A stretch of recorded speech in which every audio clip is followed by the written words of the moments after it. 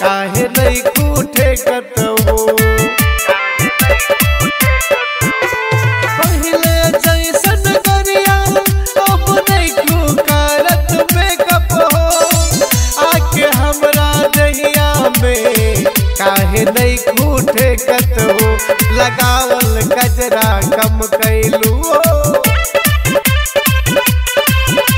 लगावल गजरा कम कैलू।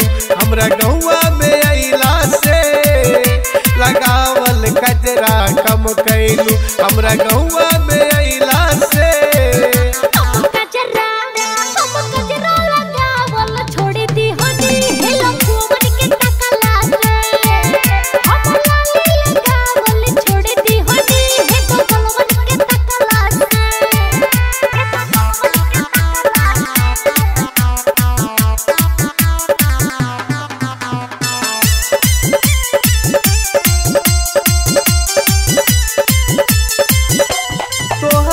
देखनी जैसा अब नहीं लागत वैसन हो।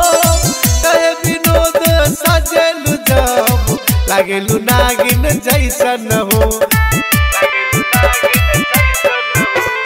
तोहरा के देखनी जैसा अब नहीं लागत वैसन हो।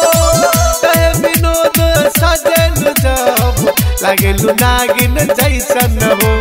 सजाए रोमी तबे नु जामी, सजाए रोमी तबे नु जामी। लाली लगावला से सजाए रोमी तबे नु जामी।